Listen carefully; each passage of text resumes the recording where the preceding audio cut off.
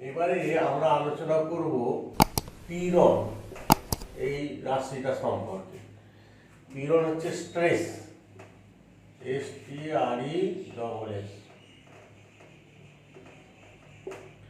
পীড়ন জিনিসটা কি? এটা একটা নতুন টার্ম, তোমরা বুঝতে পারছো। যেমন বিকৃতি পেলে স্ট্রেন, নতুন টার্ম, এটা একটা নতুন টার্ম। পীড়ন কি না, কোনো একটা বস্তুর উপর আমরা যখন ধরো একটা বস্তু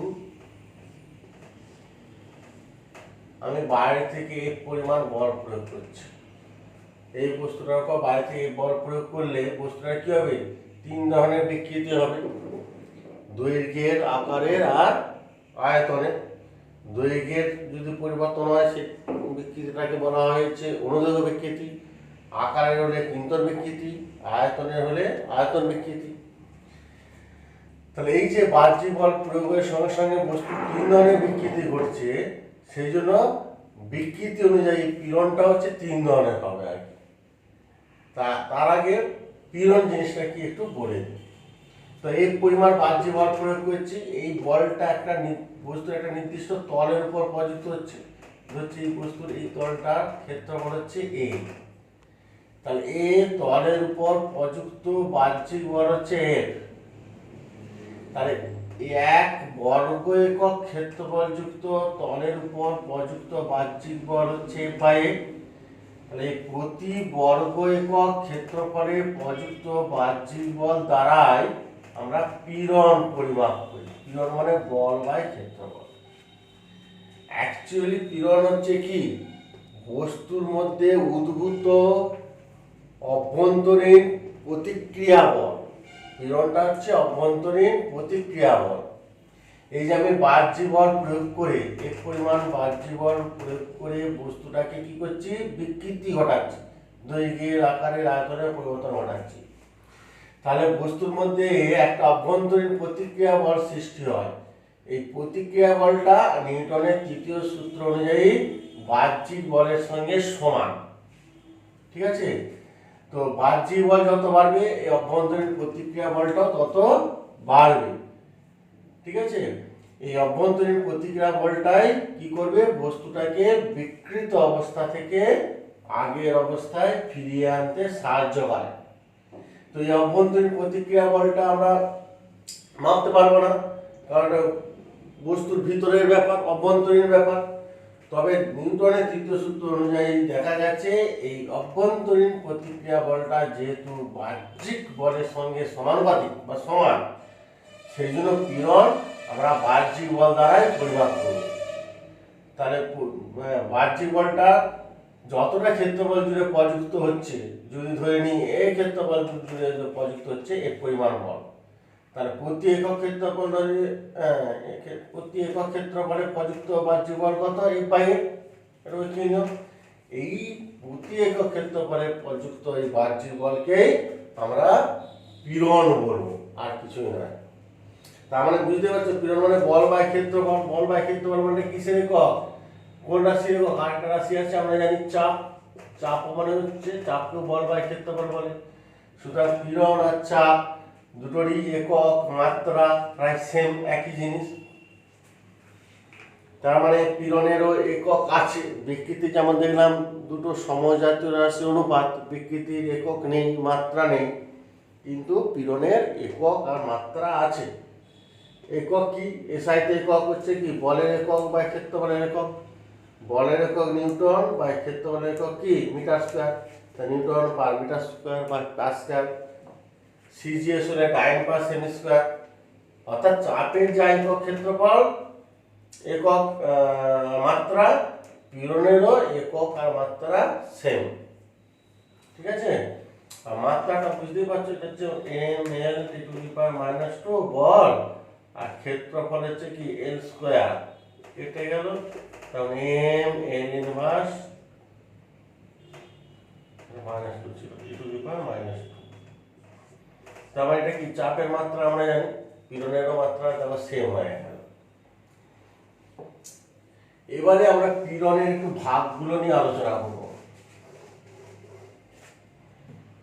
তো পীড়ন মানে, এটা মনে মনে চিন্তা রাখবে, পীড়ন মানে বল বাই ক্ষেত্রফল। ঠিক আছে? এবং পীড়নেও ওই বিকৃতির মতনই পীড়নেরও 3 ধরনের ভাগ আছে।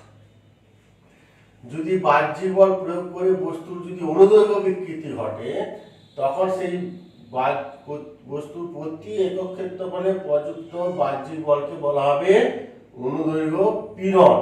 অনুদৈর্ঘ্য বিকৃতি হলে সেটাকে বলা হবে অনুদৈর্ঘ্য পীড়ন। মানে এই পীড়নটা প্রয়োগ করে বস্তুর মধ্যে শুধু কি ঘটবে, দৈর্ঘ্যেরই পরিবর্তন ঘটবে, অর্থাৎ অনুদৈর্ঘ্য বিকৃতি ঘটবে। অর্থাৎ কখন ঘটবে না, বস্তুটা যদি একমাত্রিক বস্তু হয়, অর্থাৎ শুধু বস্তুটা দৈর্ঘ্য আছে, যেমন সরু তার, তাকে আমি ধর এই প্রান্তে আমি এই পরিমাণ বল প্রয়োগ করছি। আর সরু তার মানে বুঝতে পারছো, তারের প্রস্থচ্ছেদের ক্ষেত্রফলটা কি, এটা দেখতে পাচ্ছ, এটা বৃত্তাকার, তাই তো। আর এই বল প্রয়োগ করছি এইখানে, আমরা টানছি, তাহলে এই ক্ষেত্রফল কত, এই ক্ষেত্রফলে এই বল প্রযুক্ত করছি। তাহলে অনুদৈর্ঘ্য পীড়ন মানে বল বাই ক্ষেত্রফল। আমরা জানি বল বাই ক্ষেত্রফল মানে এটা কি বৃত্তাকার অংশ, তাহলে এটা ব্যাসার্ধ যদি আর হয়, তাহলে ক্ষেত্রফল মানে পাই আর স্কয়ার। আবার অনেক সময় আমরা কি করি, সরু তারের এই প্রান্তটা ছাদে বা সিলিং আটকে দিয়ে নিচের প্রান্তে একটা এম ভরের ওজন ঝুলিয়ে দিই, তাহলে বল মানে এম জি। তাহলে এফ এর জায়গায় বলতে পারি M G by pi R square. এই ফর্মুলাটা আমরা কাজে লাগাবো পরে। তাহলে অনুদৈর্ঘ্য পীড়ন আমরা এইভাবে পরিমাপ করি, ঠিক আছে। কাদের ক্ষেত্রে ঘটবে না, যখন বস্তুটার আকার একমাত্রিক, অর্থাৎ শুধু দৈর্ঘ্য থাকবে, প্রস্থ উচ্চতা কিন্তু থাকবে না, তখন সেই বস্তুটার এক প্রান্তে বল প্রয়োগ করলে বস্তুটার দৈর্ঘ্য বৃদ্ধি হবে। তখন সে দৈর্ঘ্য বৃদ্ধিটা, তখন সে সেই বিকৃতিটাকে বলা অনুদৈর্ঘ্য বিকৃতি। অনুদৈর্ঘ্য বিকৃতি, তখন দৈর্ঘ্য বৃদ্ধিটা ছোট হয়ে আর প্রাথমিক দৈর্ঘ্য হচ্ছে বড় হয়ে। এটা আগে আলোচনা করে দিয়েছি, তাহলে এইটা আমরা ক্যালকুলেশন করেছি আগে। আর অনুদৈর্ঘ্য পীড়নের ক্যালকুলেশন এইটা, ঠিক আছে। তাহলে অনুদৈর্ঘ্য পীড়ন হলে অনুদৈর্ঘ্য বিকৃতি হবে, বা অনুদৈর্ঘ্য বিকৃতি হলে অনুদৈর্ঘ্য পীড়ন দিতে হবে। এটা একটা পার্ট হলো। আচ্ছা, এবারে 2 নম্বর চলে এসো।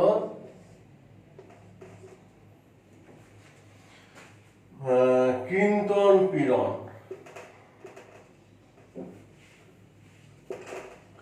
কিন্তন পীড়ন মানে কি, ওই যে কিন্তন বিকৃতি হলেই কিন্তন পীড়ন হবে। কিন্তন বিকৃতিটা কি বলেছিলাম, এ বি সি ডি, এই তলের সাপেক্ষে এই তলে কি করতে হবে, তলে সমান্তরালে আমাকে একটা বল প্রয়োগ করতে হবে, অর্থাৎ প্যারালাল ট্যানজেনশিয়ালি একটা ফোর্স অ্যাপ্লাই করতে হবে, স্পর্শকীয় ভাবে।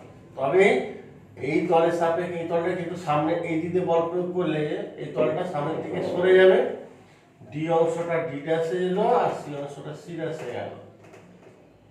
তার মানে যতটা সরে গেল, একটু আগে ছবিতে দেখেছিলাম, থিটা কোণে সরে গেল, ঠিক আছে। তাহলে এই থিটা কোণে সরে যাওয়া মানে তাহলে কি, এখানে অনুদৈর্ঘ্য কিন্তন বিকৃতি কত হলো, বিকৃতি যতটা কোণে সরে গেল থিটা, মানে আকারের পরিবর্তন হচ্ছে। এখানে আয়তন একই আছে, শুধু জাস্ট নিচের তলের সাপেক্ষে উপর তলটা এরকম সরে গেল, দেখাচ্ছিলাম। নিচের তলটা স্থির রেখেছি, উপর তলটাকে স্পর্শকীয় ভাবে তলের সঙ্গে সমান্তরালে বল প্রয়োগ করছি। বলে দেখো এই জায়গাটা লক্ষ্য রাখো, দেখো সরে গেল, তাহলে নিচের তলটা স্থির আছে কিন্তু উপর তলটা সরে গেল, তারপরে আকারের পরিবর্তন হলো, ছিল এরকম আকার হয়ে গেল এরকম আকার, কিন্তু আয়তন একই আছে। তাহলে কিন্তন পীড়ন, কিন্তন বিকৃতির ক্ষেত্রে বস্তুর কি হবে, আকারের পরিবর্তন হবে না, আয়তনের বা দৈর্ঘ্যের কোনো পরিবর্তন হবে না। এবং নিচের তলের সাপেক্ষে উপরের তলটা এরকম ছিল, এখন হয়ে গেল এই দিকে চলে গেল, বুঝতে পেরেছ। এখন তলটা হলো এই পজিশনে তলটা হয়েছে। আগে তলটা ছিল কালো কালিতে, এখন তলটা হয়ে গেল নীল কালিতে। তাহলে যতটা অ্যাঙ্গেলে সরে গেল সেই অ্যাঙ্গেল দ্বারাই আমরা কিন্তন বিকৃতি পরিমাপ করবো। ট্যান থিটা মানে থিটা মানে ট্যান থিটা, ট্যান থিটা মানে বৃত্তচাপ বাই ব্যাসার্ধ, তারপরে এক্স দূরত্ব যদি সরে যায় তাহলে এক্স বাই, এটা আমরা বের করেছি। তার জন্য যে বলটা প্রয়োগ করা হয়েছে এবং এই তলটার এই উপরের তলের ক্ষেত্রফল হচ্ছে এরিয়া হচ্ছে এ, আর এ বল প্রয়োগ করেছি, তাহলে কিন্তন পীড়ন মানে এ বল প্রয়োগ করেছি এ ক্ষেত্রফলের উপর, তাহলে এ বাই এ। ঠিক আছে, আর কিন্তন পীড়নের জন্য যে বিকৃতি হলো তার মানটা হচ্ছে x/l, এইভাবে মাপা হবে। তার মানে অনুদৈর্ঘ্য পীড়ন থাকলে অনুদৈর্ঘ্য বিকৃতি হলো, কিন্তন পীড়ন থাকলে কিন্তন বিকৃতি হলো। ঠিক আছে, এবার আমরা ক্যালকুলেশন এগুলো করব। আরেকটা আছে 3 নম্বর, এটা একটু মুছে দিচ্ছি। 3 নম্বর যে পয়েন্টটা সেটা হচ্ছে আয়তন পীড়ন, ভলিউম স্ট্রেস, আয়তন পীড়ন। আয়তন পীড়ন কখন হবে না, আয়তন বিকৃতি হলে আয়তন পীড়ন হয়, আয়তন বিকৃতি হতে হবে তবে আয়তন পীড়ন হবে। তার মানে আয়তন পীড়ন ঘটাতে গেলে তো বস্তুটা তলের সঙ্গে, এটা যেমন স্পর্শকীয়ভাবে বল প্রয়োগ করতে হচ্ছিল, এখানে তলের সঙ্গে লম্বভাবে বাইরে থেকে বল প্রয়োগ করতে হবে যে কোনো একটা তলের সঙ্গে, তবেই দেখো আয়তনে বাড়বে। ঠিক আছে, আয়তন বিকৃতি মানে আয়তন যতটা বাড়লো, ধরছি ছোট বি আয়তন বাড়লো, বাই প্রাথমিক আয়তন ছিল বর্ণাতের বি। ঠিক আছে, এটা আলোচনা করেছি, আয়তন বৃদ্ধি বাই প্রাথমিক আয়তন। তার জন্য আমি যে বল প্রয়োগ করেছি এ বল, ধরো এই জায়গায় বল প্রয়োগ করেছি, এই জায়গাটা ক্ষেত্রফল হচ্ছে এ, তার মানে ফর্মুলাটা একই, এরও f/a, পীড়নের যা ফর্মুলা আয়তন পীড়নেরও তাই ফর্মুলা। এবারে যদি এটা গ্যাস হয়, গ্যাস মলিকিউল থাকে, গ্যাসের প্রতি একক ক্ষেত্রফলের উপর প্রযুক্ত বলকে বলা হয় কি, গ্যাসের চাপ পি, চাপ দিয়ে প্রকাশ করা। তার মানে তরল বা গ্যাসের ক্ষেত্রে আয়তন পীড়ন মানে তার গ্যাসের চাপের সঙ্গে সমান। ঠিক আছে, তাহলে তলের সঙ্গে লম্বভাবে বল প্রয়োগ করলে আয়তনে বিকৃতি ঘটবে, তলের সঙ্গে সমান্তরালে বল প্রয়োগ করলে আকারের পরিবর্তন ঘটবে। এবারে যদি ধর একটা বস্তু এইরকম আছে,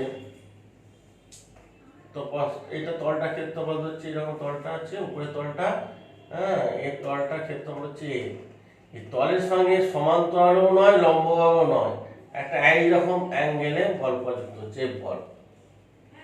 ঠিক আছে, অর্থাৎ এর সঙ্গে তলের সঙ্গে একটা অ্যাঙ্গেল করে থিটা অ্যাঙ্গেল করে এই বল প্রযুক্ত হচ্ছে। তাহলে এই বলটা অটোমেটিক্যালি ভেক্টরের নিয়ম অনুযায়ী দুটো লম্ব উপাংশে ভেঙে যাবে। এইদিকে এফ বল হলে থিটা কোণের মানটা হবে এ cos থিটা, আর এর সঙ্গে লম্ব দিকে হবে এ sin থিটা। তাহলে পীড়নটা ছিল f/a, কারণ এই ক্ষেত্রফলে বল একক ক্ষেত্রফলে f/a, তাহলে f/a করলে f/a cos থিটা আর f/a sin থিটা। এই পীড়নটা f/a মানে বল বা ক্ষেত্রফল মানে একটা পীড়ন হলো, এই পীড়নটা তলের সঙ্গে সমান্তরালে প্রযুক্ত হচ্ছে, তাহলে এই পীড়নটাকে আমরা বলবো কিন্তন পীড়ন, তলের সমান্তরালে প্রযুক্ত হওয়ার জন্য। আর এই পীড়নটা তলের সঙ্গে লম্বভাবে প্রযুক্ত হচ্ছে এটার মতো, তখন এটাকে বলবো আয়তন পীড়ন বা অভিলম্ব পীড়ন। হ্যাঁ, আয়তন পীড়ন বা অভিলম্ব পীড়নও বলা হয় এটা, হ্যাঁ, অভিলম্ব পীড়ন। কারণ অভিলম্ব কেন, কারণ তলের সঙ্গে লম্বভাবে প্রযুক্ত হচ্ছে। তাহলে এই পীড়নটার জন্য বস্তুটার আকারে পরিবর্তন ঘটাবে, আর এই পীড়নটার জন্য আয়তনের পরিবর্তন ঘটবে। অর্থাৎ তলের সঙ্গে একটা অ্যাঙ্গেল করে যদি বল প্রয়োগ করা হয়, বস্তুটার তখন আকার আয়তন দুটোরই পরিবর্তন ঘটবে। ঠিক আছে, শুধু তলের সমান্তরাল হলে আকারের পরিবর্তন, তলের সঙ্গে লম্ব হলে আয়তনের পরিবর্তন, আর যে কোনো অ্যাঙ্গেলে হলে দুটোর পরিবর্তনই একসঙ্গে ঘটবে। এই হলো পীড়ন সম্পর্কে তোমাদের ভাগগুলো।